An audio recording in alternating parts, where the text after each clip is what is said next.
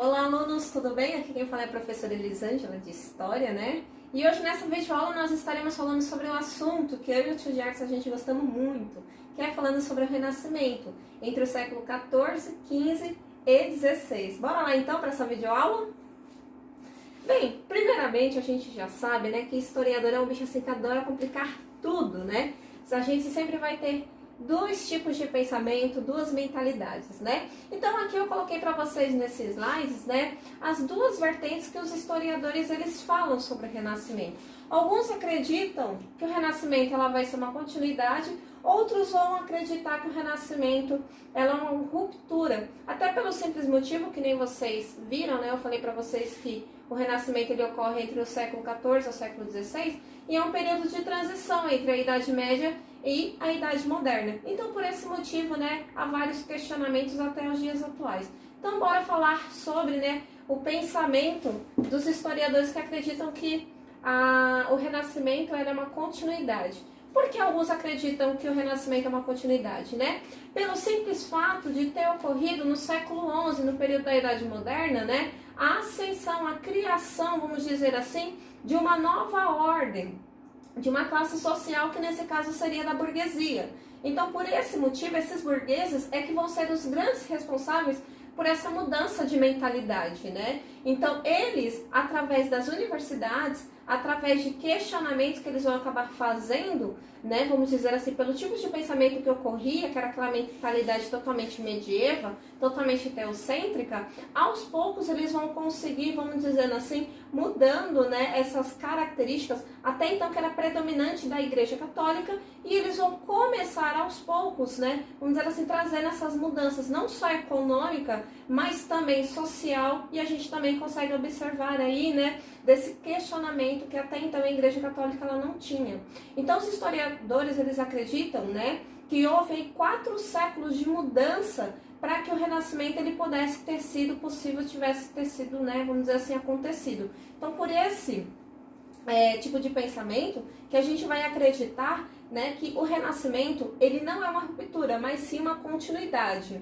Alguns historiadores acreditam, né, que vai ser uma ruptura, e eu sou mais essa vertente aí, porque, gente, literalmente a gente faz uma mudança muito brusca, né, no século XIV, porque a gente sabe que está ocorrendo as crises, né, que a gente já estudou sobre a peste negra, sobre a grande fome, sobre a guerra dos 100 anos.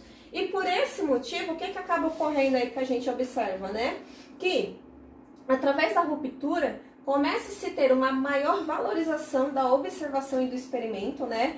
Até porque, então, no período da Idade Média, tudo se explicava através da religião. Ah, meu Deus do céu, fulano ficou doente, é porque Deus quer. Ah, mas fulano morreu, ah, porque Deus quis. Ah, meu Deus do céu, porque não chove, porque Deus está castigando. Então, a partir, né, desse momento que a gente consegue observar que esses burgueses aí, que são um dos grandes responsáveis por esse questionamento, eles vão começar a falar assim, não, mas espera aí, tudo tem uma explicação científica. Não é simplesmente porque Deus quer e porque Deus não quer. Tem alguma coisa lógica, então a gente tem que começar a correr atrás dessa explicação.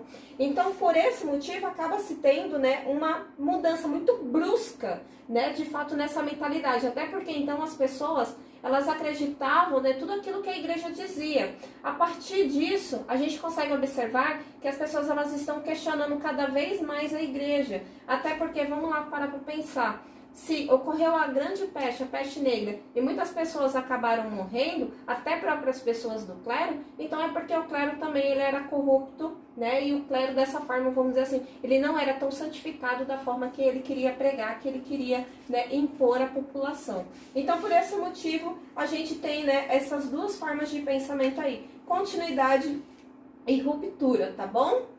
Vamos lá, então, dando continuidade aqui. Vamos lá.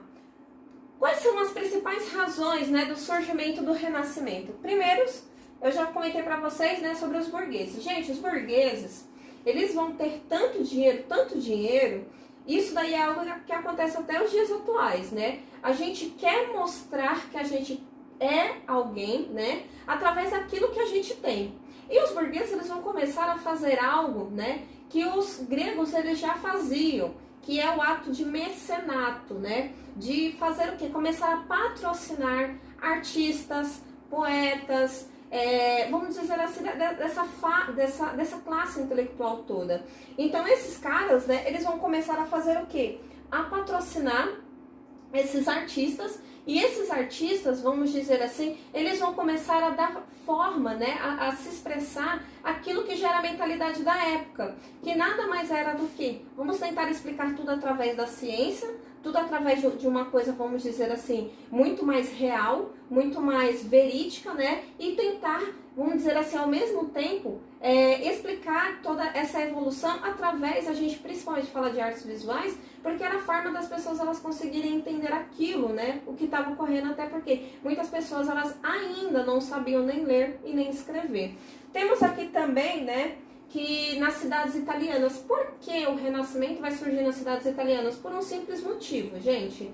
Além de ter uma burguesia atuante, que eu já venho falando com vocês há muito tempo, o Papa da Igreja Católica, ele era visto apenas como um senhor feudal, ele não era visto como um todo-poderoso que nem em outras regiões da Europa, que nem a gente pode até citar aí a própria França, né? Nesse caso aqui na Itália, a gente consegue observar que o Papa, ele não tinha todo esse poder que ele imaginava. Então, o que ocorre aí? A gente consegue observar, né, que os burgueses, eles vão ficar o tempo todo tentando contestar o Papa, até porque o Papa, aos poucos, ele está perdendo o seu poderio. E de que forma a gente vai bater de frente com o Papa, né? Você tendo justificativas, vamos dizer assim, através de ciências, né? Através de fatos, para que você possa realmente comprovar aquilo que você está falando. Até porque a igreja ela já não estava mais dando a justificativa que a população ela queria. Então os burgueses, né, através desse ato de mecenato, eles vão começar a patrocinar grandes artistas, né, e vamos dizer assim que esses burgueses e a própria Igreja Católica, eles nada mais eram do que grandes rivais, até vamos dizer assim, por tentar controlar, né, não só a parte econômica, mas a mentalidade daquela população que existia na Europa durante aquele período, tá? Não podemos esquecer também, né, porque o Renascimento vai surgir nas cidades italianas. Gente, eles nada mais estavam fazendo, esses renascentistas, do que trazer novamente a cultura greco-romana. Né? Eles pensavam assim o seguinte, se for para criar, para inovar, para fazer algo esplendoroso, então vamos buscar as nossas próprias raízes, até uma forma de nos, vamos assim, nos identificar de fato. Até porque, vamos parar para observar, as universidades elas já surgiram durante o período da Idade Média, mas grande parte, né, que a gente consegue observar, né, que a Bíblia ela era o principal centro de estudo, mas tinha muitos professores aí, sim, que a gente sempre sabe que tem alguns rebeldes aí no meio do caminho, que eles se utilizavam muito de escritos gregos. Então esses escritos gregos eram, vamos dizer assim, a fonte de conhecimento, né, de contestação que a Igreja Católica ela tinha. Então, por esse motivo, né, o Renascimento ele vai tentar trazer esse reconhecimento, né, trazer esse conhecimento do período da Antiguidade. Além disso, né, não podemos esquecer que o Renascimento, que nem eu disse para vocês, surge entre o século XIV e o século XV. Constantinopla, né, ela vai ser invadida pelos turcos otomanos. E o que vai acabar ocorrendo? Grande parte vamos dizer assim, desses grupos intelectuais, eles vão acabar voltando novamente, vamos dizer assim, para o seu local de origem, que nada mais seria do que Roma. E lá eles vão acabar encontrando, que nem eu falei para vocês, grandes mecenas, e eles vão nada mais, né, dar continuidade nessa parte intelectual aí, né, vamos dizer assim, desses eruditas. E, por último, e o mais importante, não podemos esquecer, né, a invenção da imprensa. A invenção da imprensa, gente, por que ela vai ser muito importante? Eu até peguei aqui essa imagem, né, que dá para vocês observarem aqui, né, que vai ser o responsável, né, por espalhar, vamos dizer assim, esse conhecimento científico. Além disso, né, de produzir um dos livros mais importantes até então que a gente já teve, né, da nossa humanidade até os dias atuais, que seria a Bíblia. Por que eu estou citando isso daí? Gente, imagine você simplesmente na missa você ficar escutando um padre, um monge, né, entre outros clérigos lá falando, e você não ter forma de contestação, porque você não tem a Bíblia, você não conhece, você não sabe as escrituras, e você só está recebendo aquilo dali tudo como se fosse a mais pura verdade. Então, quando, né, a imprensa ela surge, Gente, isso daí eu falo mesmo, só para vocês terem uma ideia, a imprensa ela vai fazer uma revolução, né? Ela vai fazer uma revolução muito maior em 500 anos, né, de quando ela surgiu, de 500 anos atrás, do que toda a história da humanidade. Porque agora ficou muito mais fácil você disseminar esse pensamento. Antes, um livro que era escrito à mão e custava assim um absurdo, né, de tão valoroso que era, agora todo mundo começa a ter acesso a esse tipo de informação. Aquele número ilimitado de pessoas que sabiam ler e escrever, a partir desse momento elas começam a aumentar gradativamente. E isso tudo através do quê? Dessa invenção aqui chamada imprensa, tá bom? Claro que a imprensa ela é muito mais antiga, né? Muitos acreditam que ela vai ser criada simplesmente pelo Gutenberg, mas o Gutenberg ele já tinha tido referências de outros, vamos dizer assim, expoentes que já faziam um estilo que é chamado xilogravura, tudo bem? Gente, eu vou pedir a participação especial do show de artes para ele explicar para vocês rapidinho o que é xilogravura, tudo bem? Opa! E aí, pessoal, tudo bem? Então, xilogravura, no caso, é uma madeira, né? Como você pega uma madeira, você vem cavando com a goiva. A partir do momento que você cava com a goiva, você está ali ilustrando, fazendo uma espécie de desenho. E desse desenho aí, você entinta, e jogando a tinta, a partir do momento que você joga a tinta por cima, você prensa. É mais ou menos o esquema aqui da imprensa, né? Você prensa ela sobre o papel, então você vai fazer uma xilogravura. Professor, como é que eu sei o que é xilogravura? Tem muito aí nessa questão de literatura de cordel. Literatura de cordel tem bastante, principalmente aí no Nordeste brasileiro. Tem muita coisa aí de xilogravura, que é uma técnica usada principalmente aí nessa questão de artes visuais. Tudo bem? Gente, eu peguei ele no susto, tá? Porque ele não imaginava que eu tenho que falar sobre a imprensa. Ele achou que ia ter que falar só sobre os artistas, mas eu gosto assim. Bora lá então, tio? Vamos. Pode passar? Pode passar? Isso. Gente, bora lá então, né, falar sobre as características, né, e a periodização. Nossa, professora, mas você já falou tanta coisa, né? Falou sobre as características? Não, agora sim eu vou citar, né? Temos duas características do período renascentista. Temos o humanismo e o antropocentrismo. Vocês já devem ter ouvido falar muito nisso, principalmente em literatura, tá bom? O antropocentrismo, o humanismo aqui primeiramente, né? Gente, que nem eu já tinha citado para vocês anteriormente, o ensino, ele era totalmente através do quê? Da Bíblia, né? Então era um ensino religioso. O humanismo, ele vai começar a questionar falando assim o seguinte, olha, a Bíblia, ela deve, vamos dizer assim, ela não deve seguir como sendo a única fonte, né, de estudo, de pesquisa. Ela deve ser apenas um objeto. Então, temos a Bíblia aqui como objeto, mas também devemos ter outras fontes de pesquisa, outros objetos. Então, os humanistas eles vão começar a fazer o quê? A questionar esse ensino religioso.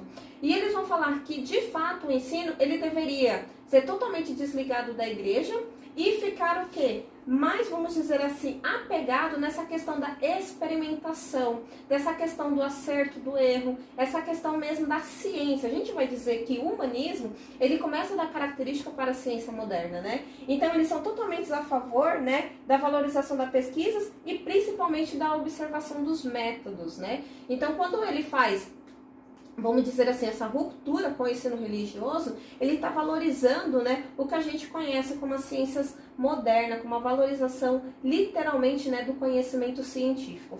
Temos aqui, né, o antropocentrismo, que antro, né, quer nada mais dizer o homem, e no caso centrismo quer dizer centro, né, é o homem no centro. Eu sou um pouco mais exagerado e falo que é o homem no centro de tudo, tá bom? O antropocentrismo, que é nada mais, nada menos do que uma valorização do homem. Eu peguei aqui essa imagem, né, que é uma imagem que eu acho que o tio Diarte já deve ter comentado muito aí com vocês, que, né, é Adão, a gente consegue observar, né, a criação de Adão, né, Deus e Adão, você vê aqui eles, né, vamos dizer assim, tocando. E o antropocentrismo, por que eu fiz questão de pegar essa imagem aqui? Porque vamos dizer assim, os teóricos da época, né, vamos dizer assim, os questionadores da época, eles comentavam muito assim, bem, se na passagem da Bíblia diz que o homem é a imagem e a semelhança de Deus, Por que a gente tem que ser submisso a ele, não ser igual a ele, né? Então a gente começa a observar aqui que os renascentistas, eles começam a colocar literalmente o homem como centro de tudo.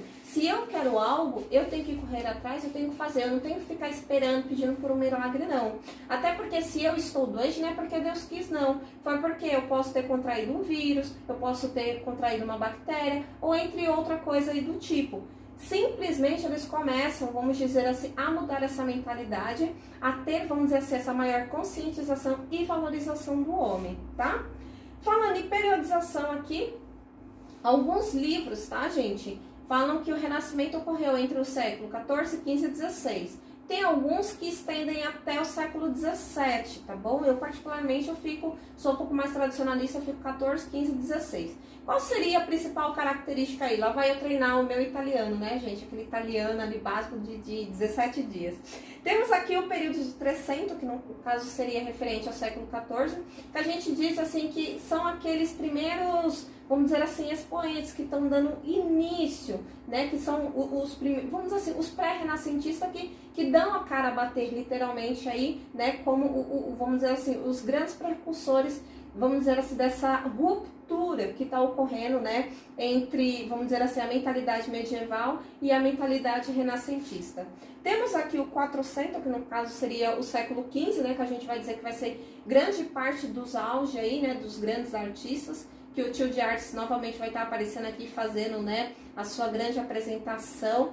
E, por último, né, temos 500, que nesse caso seria referente ao século XVI, e aí a gente diz que o Renascimento, ele deixa as cidades italianas e ele começa a se espalhar por outras regiões da Europa, tá? Porque sempre quando a gente fala em Renascimento, as pessoas elas só lembram o quê? Itália, Itália, Itália, Itália. Mas não, né? Temos aí renascentistas na Inglaterra, tivemos em Portugal, tivemos em Espanha, nos Países Baixos e entre outras regiões mais. Tudo bem?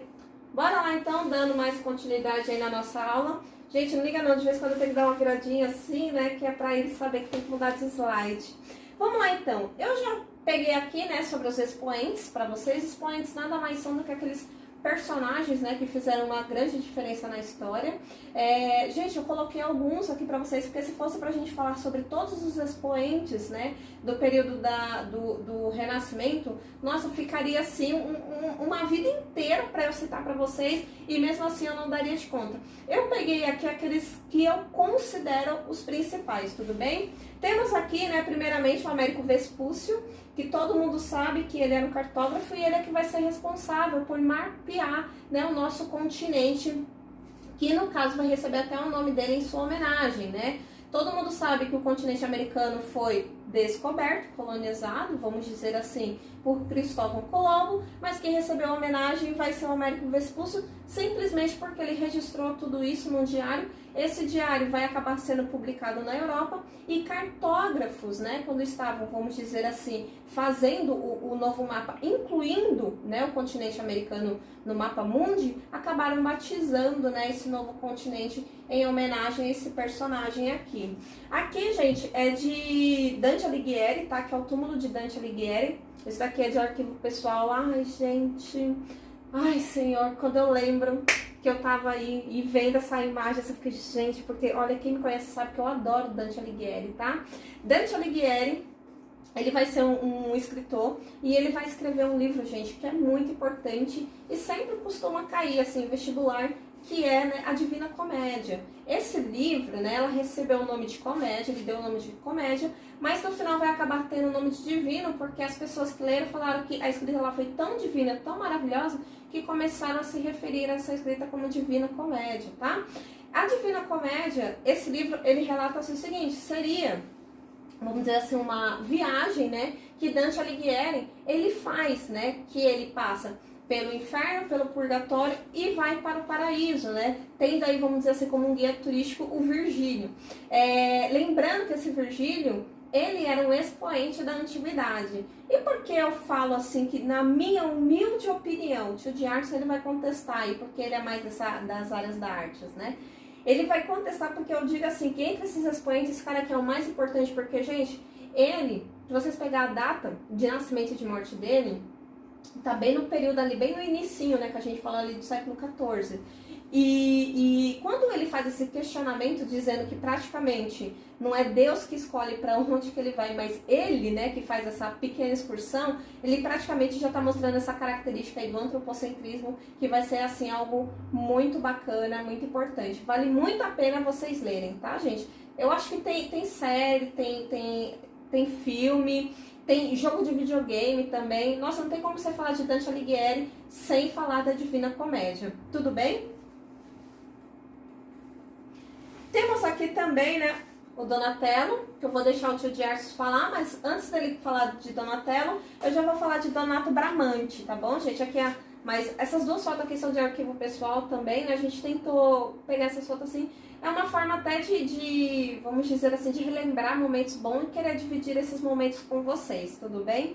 Donato Bramante, ele vai ser um arquiteto responsável, né, pela construção, né, da Basílica de São Pedro. Então, que nem vocês conseguem observar, temos aqui a Basílica de São Pedro. Gente, a Basílica de São Pedro tem tanta coisa para dizer, só para, né, dar uma estigadinha aí, né, para deixar vocês um pouco mais curiosos, mas a construção da Basílica de São Pedro ela vai ser até uma das responsáveis, vamos assim dizer, né, por ter surgido a Reforma Protestante, tá bom? A aula da Reforma Protestante já está aqui no meu canal, então vocês assistam, que vai estar complementando essa aula aqui, e é bastante interessante, bem bacana vocês conhecerem um pouco mais sobre esse tema. Tudo bem? Vem, tio de Artes, falar sobre Donatello.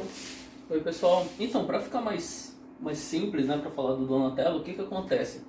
Lembra dos 4 tartaruga ninja, né? Então, Donatello, Rafael, Leonardo e Michelangelo, que são os 4 artistas renascentistas, né?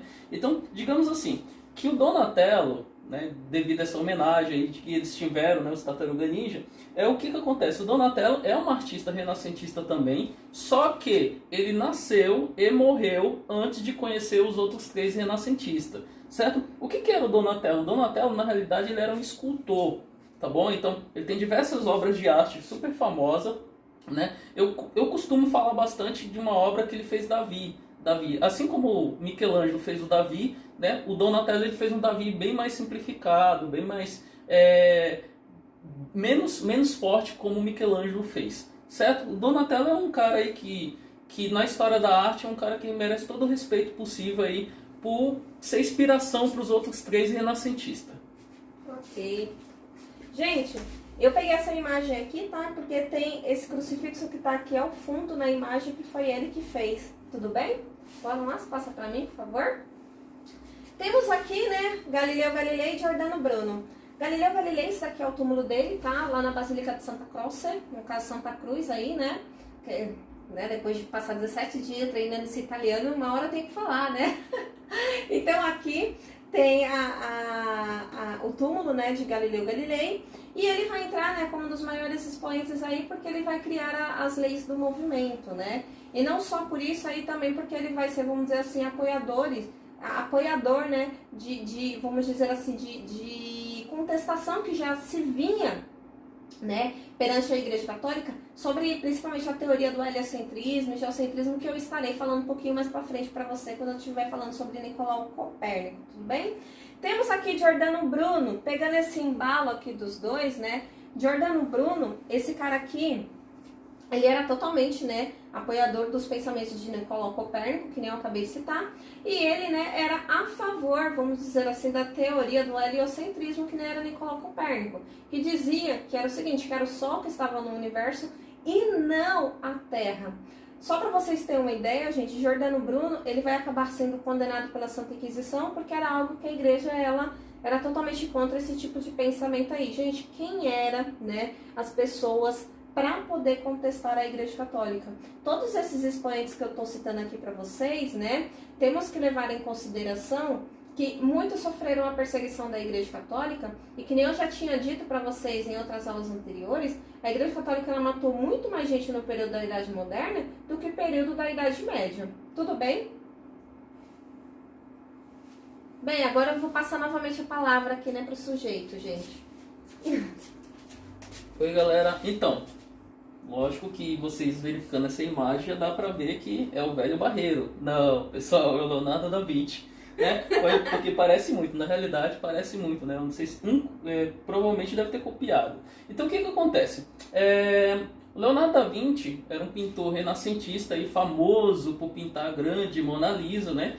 Um quadro aí que está no Museu do Louvre, e ele ficou famoso exatamente porque ele foi roubado e tem toda uma historinha por trás disso daí, tá bom? Então, esse grande artista, eu acredito que é um dos maiores renascentistas que teve na história da arte, né? Ele era contemporâneo do Michelangelo e ele é contemporâneo do Rafael. Lembra dos três que eu estava falando agora há pouco para vocês? Então, os três eram contemporâneos. Então, no caso, aqui tem a imagem do Davi, que eu citei agora há pouco para vocês, que o próprio Donatello tinha feito um Davi. O Michelangelo também fez o Davi, só que bem mais forte, toda aquela questão de renascentista, né? De voltar àquela arte grego-romana. Certo? Então são dois artistas aí que eu admiro muito, né? Não só o Leonardo da Vinci pelo fato de ter feito a Mona Lisa e ter feito várias invenções aí na história da arte, várias pinturas, mas também o próprio Michelangelo, que pintou o teto da Capela Sistina, e ele pintou uma obra que eu gosto muito chamada Juízo Final, galera. Então vale a pena a gente dar sempre uma pesquisada, reforçar essa ideia aí renascentista,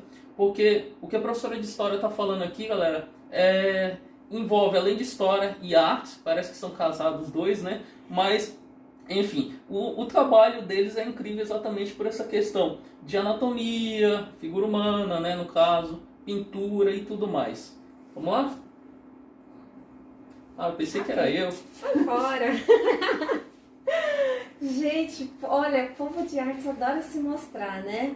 Mas ninguém sabe aqui, né, que eu comprei ele, que ele tá só esperando finalizar aqui, né, para depois eu dar fazer a jantinha dele bem gostosinha, que é do jeito que ele gosta, né, Alex, seu guloso? Ó, a carinha só assim, ó. Gente, bora lá então.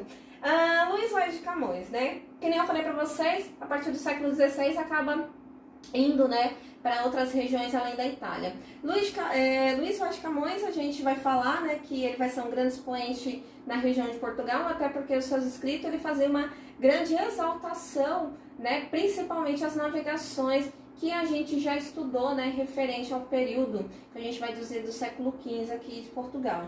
Também não podemos esquecer desse espanhol aqui, Miguel de Cervantes.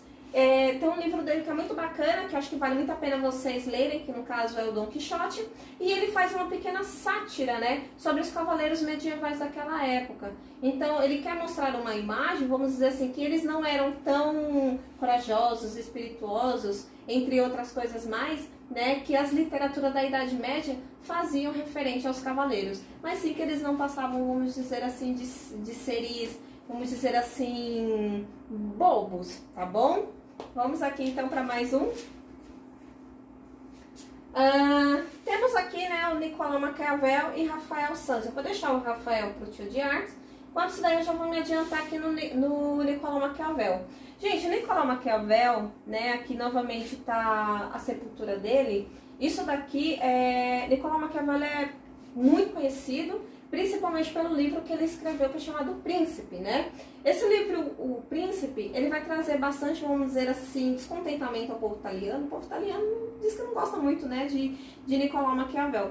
Pelo simples motivo, porque nesse livro ele contava a forma que o monarca ele deveria governar, né?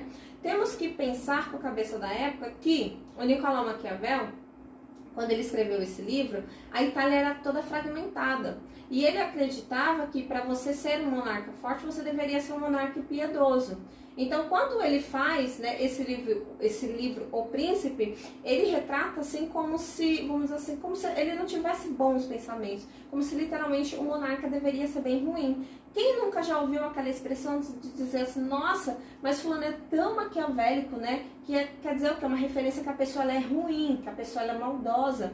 Vem por conta dele, porque esse livro, né, vamos dizer assim, a forma que ele escreveu, a forma que ele achava que o príncipe deveria governar, vamos dizer, não era uma forma assim tão benevolente de se tratar os seus súditos. Tudo bem? Vou deixar aqui o Rafael Sanzio para o tio de artes. Oi galera, tudo bem? Então essa obra, La Furnarina, pessoal, é uma obra, assim como o Leonardo da Vinci tinha a sua famosa Mona Lisa, né? No caso, o Rafael Sanzio, ele tinha essa obra. Então, no caso, quem foi o Rafael Sanzio, galera? Ele também foi um artista renascentista, né? Que eu citei agora há pouco para vocês, mas ele criou uma obra, além dessa belíssima obra que ele fez, digamos assim, tem até uma curiosidade em cima, é que eu não quero me alongar muito, mas que ele era apaixonado por ela, mas devido àquela questão de classe social, por o fato dele ser mais rico, né, e não poder ficar com ela. Tinha toda uma historinha, outros dizem que ela era uma prostituta da época, outros falam que ela era filha do padeiro. Então, tudo tem um contexto em cima. Mas quem foi o Rafael Sanzio? O Rafael Sanzio, pessoal, além de um pintor renascentista aí, ele fez uma obra aí que vale a pena vocês pesquisar também, que cai bastante no vestibular, que se chama Escola de Atenas, tá? Eu tô acelerando aqui pro vídeo não ficar muito longo, mas é exatamente isso daí, tá, galera? Então vale a pena dar uma pesquisadinha aí no Rafael Sanzio. Bem, e finalizando aqui, né, gente, temos mais esses dois expoentes aqui. William Shakespeare, né, que eu vou dizer para vocês que ele é um dos maiores, vamos dizer assim, humanistas e antropocentristas. Eu falo que a maior obra dele, né, que ele vai escrever, vai ser Romeu e Julieta, que particularmente é um dos meus favoritos, né? E temos aqui o famoso Nicolau Copérnico. A gente já viu falando de Nicolau Copérnico, né, alguns minutos aí no vídeo. E ele é o que vai criar a teoria, né, que a gente vai dizer que é do heliocentrismo, dizendo que quem está no centro do universo é o Sol e não a Terra. Tudo bem, gente? Eu espero que vocês tenham gostado do vídeo. Se caso tiver alguma dúvida, vocês podem deixar no comentário, tá bom? Obrigada, tio de artes, pela participação. Espero trazer você mais vezes para a minha videoaula. Beijo, turma. Até o próximo vídeo. Tchau, tchau.